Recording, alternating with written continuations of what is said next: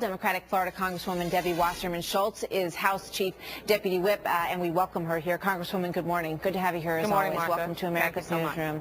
So what did you think of his idea? You know, the Republican Study Committee, Scott Garrett and a bunch of others have come together. They say that they've outlined $2.5 trillion in cuts. Do you like that plan? No. No. I know that's going to come as a shock, Martha. Go ahead. Let me know why.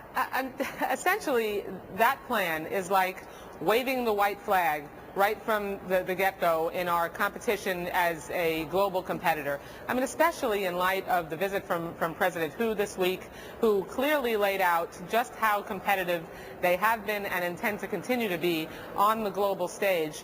We are going to get our butts handed to us if we don't make sure that we are continuing to make the investments we need to be making in innovation, in technology, in energy. All right, well, and let me ask you $2.5 trillion. Just for go ahead. They've actually only proposed $330 billion in cuts.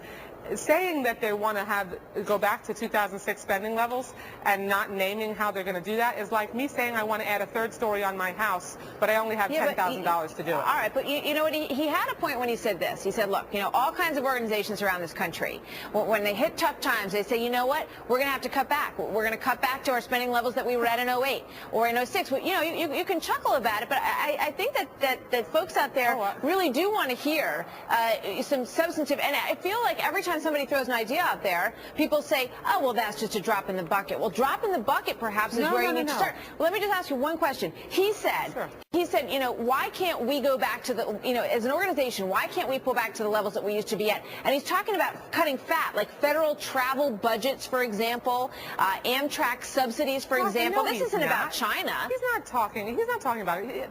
Going back to 2006 spending levels is a 42% cut. He's talking about cutting deep into the bone of K through 12 education, deep into the bone of cancer research, of health care for veterans. I mean, let's talk about what the reality of a 42% cut would be. And they're also proposing to leave out defense and homeland security. He said we do. He said as conservatives we do need to address the Department of Defense because although we want to make sure that our fighting men and women have what they need, there are inefficiencies in that system as well that he just said on our air he wants to take a look at and address.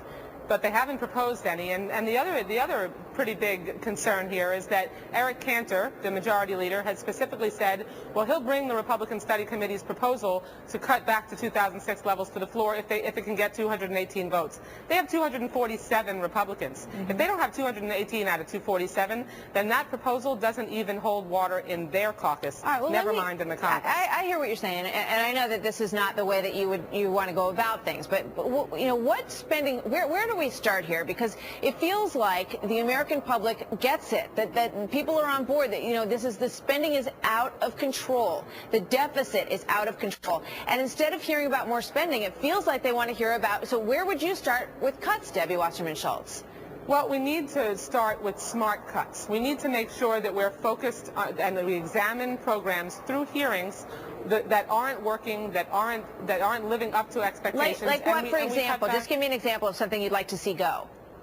Well, because I haven't spent some time really going through it and hearing feedback on the success, I'm not going to just give you a knee-jerk reaction and be able that we're just going to slash and burn. We need to review those programs carefully and then cut the ones that aren't working. And that's what President Obama will talk about in the State of the Union tonight.